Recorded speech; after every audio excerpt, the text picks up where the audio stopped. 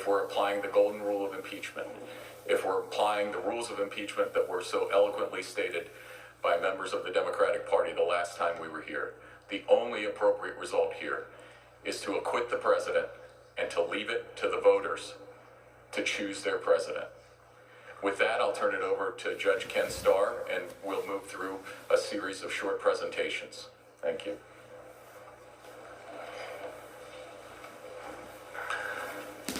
Mr. Chief Justice, members of the Senate, Majority Leader McConnell, Minority Leader Schumer, House impeachment managers, and their very able staff.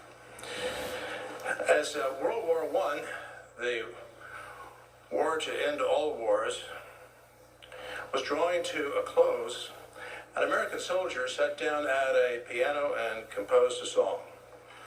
It was designed to be part of a musical revue for his army camp out on Long Island, Suffolk County. The song was God Bless America. The composer, of course, was Irving Berlin, who came here at the age of 5, son of immigrants who came to this country for freedom. As composers are wont to do, Berlin worked very carefully with the lyrics. The song needed to be pure. It needed to be about politics, about partisanship. He intended it to be a song for all America. But he intended it to be more than just a song. It was to be a prayer for the country. As your very distinguished chaplain, Admiral Barry Black, has done in his prayers on these long days that you've spent as judges in the High Court of Impeachment, we've been reminded of what our country is all about, and that it stands for one nation under God. The nation is about freedom. And we hear the voice of Martin Luther King Jr. and his dream-filled speech about freedom, echoing the great passages inscribed on America's Temple of Justice, the Lincoln Memorial, which stood behind Dr. King as he spoke on that historic day. Dr. King is gone, felled by an assassin's bullet, but his words remain with us. And during his magnificent life, Dr. King spoke not only about freedom standing alone, he spoke frequently about freedom and justice. And in his speeches, he summed up regularly the words of a Unitarian abolitionist from the prior century, Theodore Parker, who referred to the moral arc of the universe. The long moral arc of the universe points toward justice, freedom and justice. Freedom whose contours have been shaped over the centuries in the English-speaking world by what Justice Benjamin Cardozo called the authentic forms of justice through which the community expresses itself in law. Authenticity. And at the foundation of those authentic forms of justice is fundamental fairness. It's playing by the rules. It's why we don't allow deflated footballs or stealing signs from the field. Rules are rules. They are to be followed.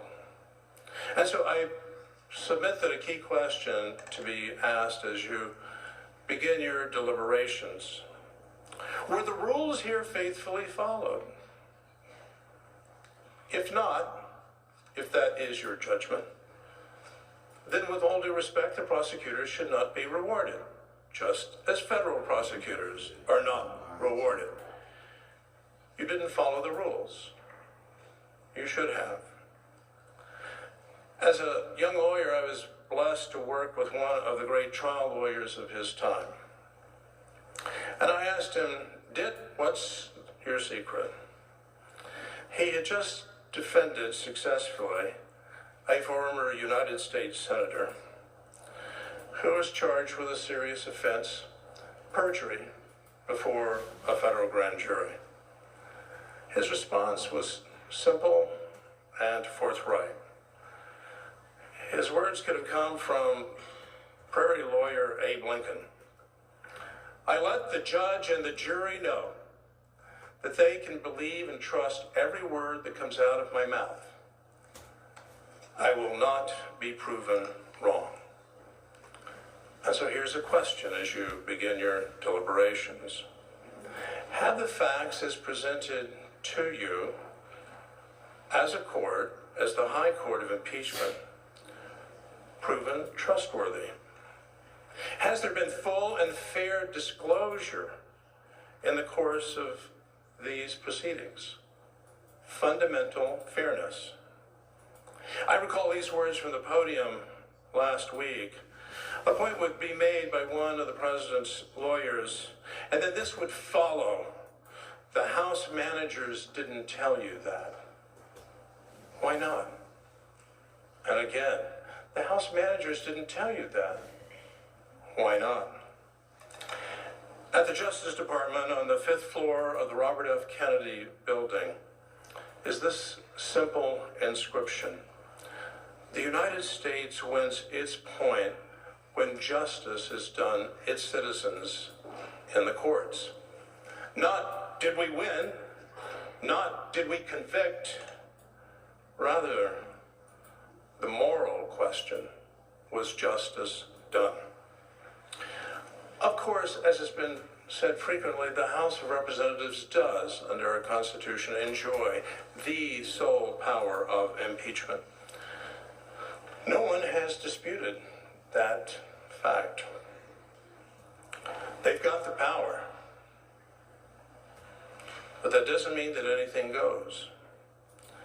It doesn't mean that the House cannot be called to account in the High Court of Impeachment for its actions in exercising that power. A question to be asked. Are we to countenance violations of the rules and traditional procedures that have been followed scrupulously in prior impeachment proceedings? And the Judiciary Committee, the venerable Judiciary Committee of the House of Representatives, compare and contrast the thoroughness of that committee in the age of Nixon, its thoroughness in the age of Clinton with all of its divisiveness within the committee in this proceeding. A question to be asked. Did the House Judiciary Committee rush to judgment in fashioning the articles of impeachment? Did it carefully gather the facts, assess the facts, before it concluded? We need nothing more than the panel of very distinguished professors and the splendid presentations by both the majority counsel and the minority counsel. We asked them questions. The Republicans asked them questions. We heard their answers. We're ready to vote. We're ready to try this case in the High Court of Impeachment. What was being said in the sounds of silence was this: we don't have time to follow the rules. We won't even allow the House Judiciary minority members who have been besieging us time and again to have their day, just one day, to call their witnesses. Oh yes, that is expressly provided for in the rules. We'll break those rules. That's not liberty and justice for all. The great political scientist of yesteryear, Richard Neustadt of Columbia, observed that the power of the president is ultimately the power to persuade. Oh yes, the commander-in-chief, and yes, charged with the conduct and authority to guide the nation's foreign relations. But ultimately, it's the power to persuade. I suggest to you that so too The House's sole power to impeach is likewise ultimately a power to persuade over in the House. A question to be asked. In the fast-track impeachment process in the House of Representatives, did the House majority persuade the American people? Not just partisans. Rather, did the House's case win over the overwhelming majority of consensus of the American people? The question fairly to be asked. Will I cast my vote to convict and remove the President of the United States when not a single member of the President's party, the party of Lincoln, was persuaded at any time in the process? In contrast, and when I was here last week, I noted for the record of these proceedings that in the Nixon impeachment, the House vote to authorize the impeachment inquiry was 410 to 4. In the Clinton impeachment, divisive, controversial, 31 Democrats voted in favor of the impeachment inquiry. Here, of course, and in sharp contrast, the answer is none. It is said that we live in highly and perhaps hopelessly partisan times. It is said that no one is open to persuasion anymore. They're getting their news entirely from their favorite media platform. And that platform of choice is fatally deterministic. Well, at least the decision of decision makers under oath who are bound by sacred duty, by oath or affirmation, to do impartial justice, leaves the platforms out. Those modern-day intermediaries and shapers of thought, of expression, of opinion are outside these walls where you serve. Finally, does what is before this court, very energetically described by the able House managers, but fairly viewed, rise to the level of a high crime or a misdemeanor? One so grave and so serious to bring about the profound disruption of the Article 2 branch, the disruption of the government, and to tell the American people, and yes, I will say, this is the way it would be read, your vote in the last election is hereby declared null and void. And by the way, we're not going to allow you, the American people, to sit in judgment on this president and his record in November. That is neither freedom nor is it justice. It's certainly not consistent with the most basic freedom of we, the people, the freedom to vote. I thank the court. I yield to my colleague, Mr. Purpura.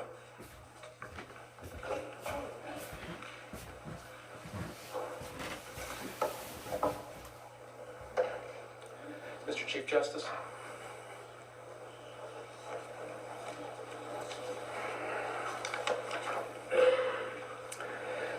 Members of the Senate, good afternoon. I will be relatively brief today and will not repeat the arguments that we've made throughout, but I just want to highlight a few things. There are a number of reasons why the articles of impeachment are deficient and must fail. My colleagues have spent the past week describing those reasons. In my time today, I'd like to review just a few core facts, which again, remember, are all drawn from the record on which the president was impeached in the House and that the House managers brought to this body in support of the president's removal. First, the president did not condition security assistance or a meeting on anything during the July 25 call. In fact, Both Ambassador Yovanovitch and Mr. Tim Morrison confirmed that the Javelin missiles and the security assistance were completely unrelated. The concerns that Lieutenant Colonel Vindman expressed on the call were, by his own words and admission, based on deep policy concerns. And remember, as we said before, and everyone in this room knows, the president sets the foreign policy. The unelected staff implements the foreign policy.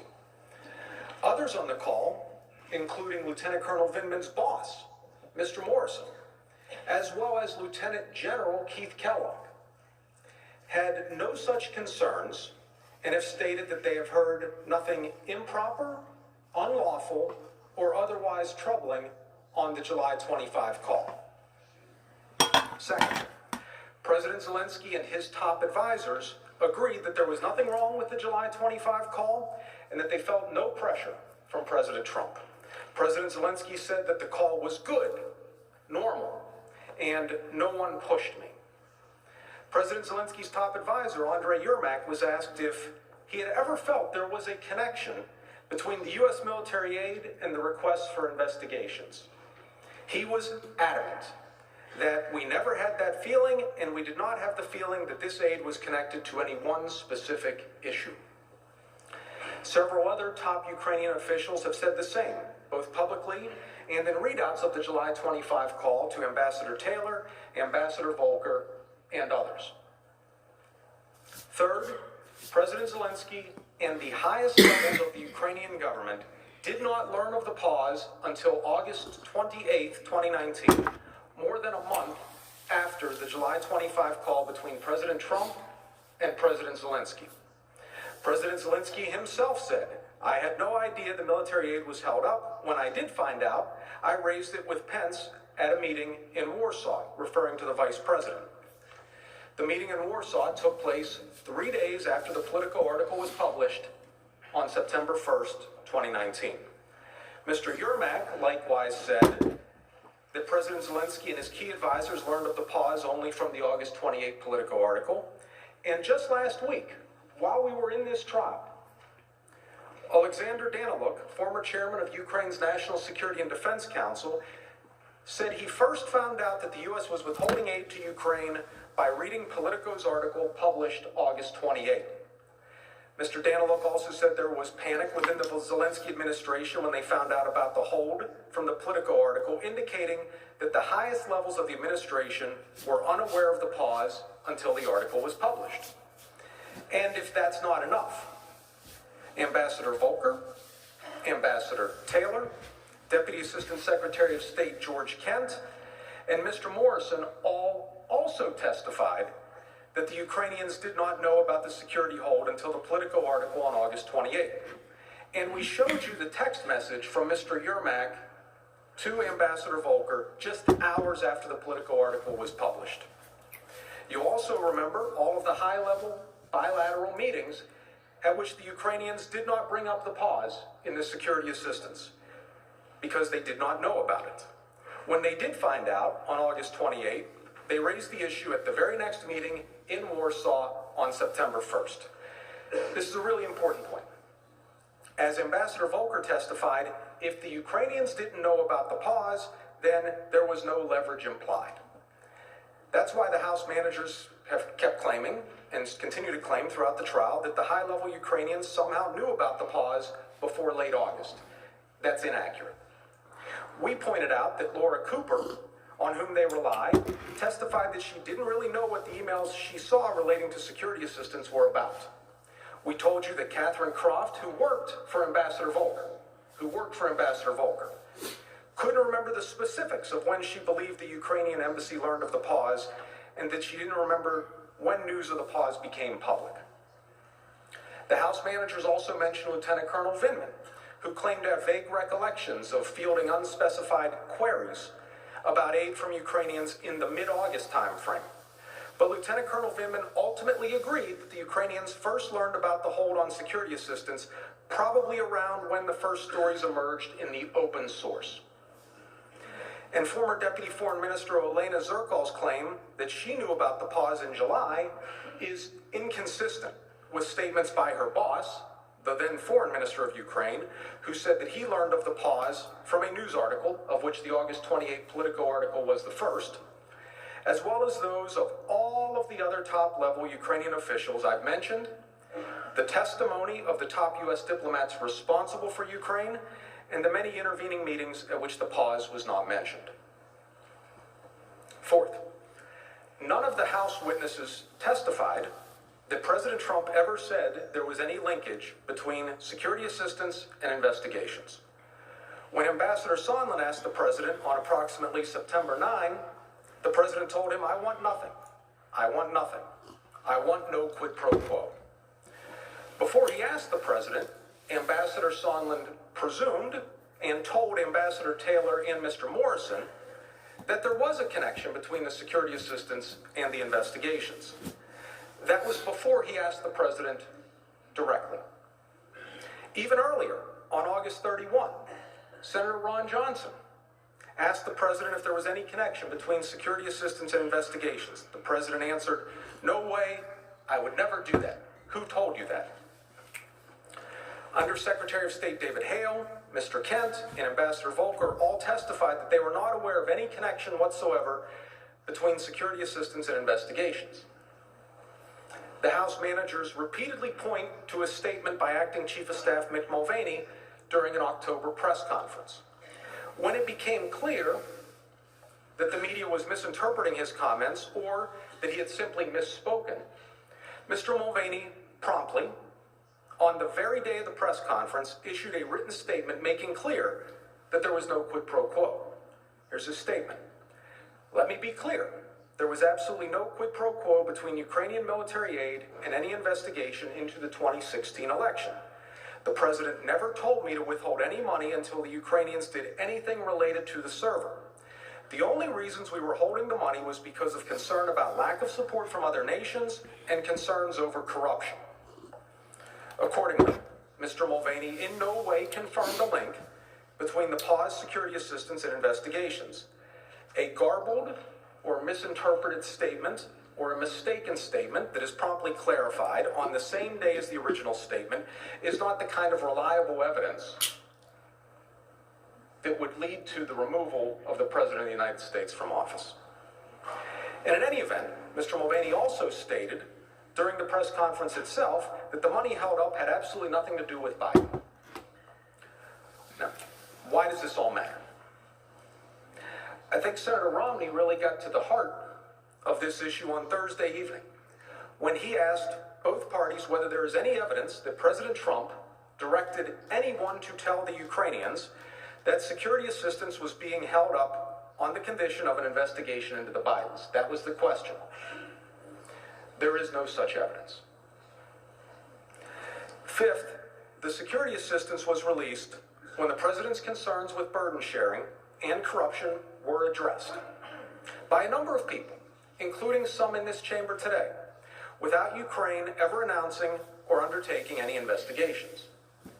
You have heard repeatedly that no one in the administration knew why the security assistance was paused. That's not true. Two of the House manager's own witnesses testified regarding the reason for the pause. As Mr. Morrison testified at a July meeting attended by officials throughout the executive branch agencies, the reason provided for the pause by a representative from the Office of Management and Budget was that the president was concerned about corruption in Ukraine and he wanted to make sure that Ukraine was doing enough to manage that corruption. Further, according to Mark Sandy, Deputy Associate Director for National Security at the Office of Management and Budget, we had received requests for additional information on what other countries were contributing to Ukraine. We told you about the work that was being done to monitor and collect information about anti-corruption reforms in Ukraine and burden sharing during the summer pause. We told you about how, when President Zelensky asked Vice President Pence in Poland about the pause, Vice President Pence asked, according to Jennifer Williams, what the status of his reform efforts were that he could then convey back to the president and also wanting to hear if there was more that European countries could do to support Ukraine. Mr. Morrison, who was actually at the Warsaw meeting, testified similarly that Vice President Pence delivered a message about anti-corruption and burden sharing. We told you about the September 11 call with President Trump, Senator Portman, and Vice President Pence. Mr. Morrison testified the entire process, culminating in the September 11 call, gave the president the confidence he needed to approve the release of the security sector assistance, all without any investigations being announced. Now, I focused so far on the House manager's allegation that there was a quid pro quo for the security assistance. Let me turn very briefly to the claim that a presidential meeting was also conditioned on investigations. Oh, my baby got it. Remember, by the end of the July 25 call, President Trump had personally invited President Zelensky to meet 3 times. Twice by phone, once in a letter, without any preconditions. You heard that the White House was working behind the scenes to schedule the meeting and how difficult scheduling those meetings can be. The 2 presidents planned to meet in Warsaw, just as President Zelensky requested on the July 25 call. President Trump had to cancel at the last minute due to Hurricane Dorian. President Trump and President Zelensky then met 3 weeks later in New York without Ukraine announcing any investigations. Finally, one thing that the House managers' witnesses agreed upon was that President Trump has strengthened the relationship between the U.S. and Ukraine, and that he has been a better friend to Ukraine and stronger opponent of Russian aggression than President Obama. Most notably, Ambassador Taylor, Ambassador Volker, and Ambassador Yovanovitch all testified that President Trump's reversal of his predecessor's refusal to send the Ukrainians lethal aid was a meaningful and significant policy development, an improvement for which President Trump deserves credit. Just last week, Ambassador Volker, who knows more about U.S.-Ukraine relationships than nearly, if not everyone, published a piece in Foreign Policy magazine. I'd like to read you an excerpt. Beginning in mid-2017 and continuing until the impeachment investigation began in September 2019, U.S. policy toward Ukraine was strong, consistent, and enjoyed support across the administration, bipartisan support in Congress, and support among U.S. allies and in Ukraine itself. The Trump administration also coordinated Ukraine policy closely with allies in Europe and Canada, maintaining a united front against Russian aggression and in favor of Ukraine.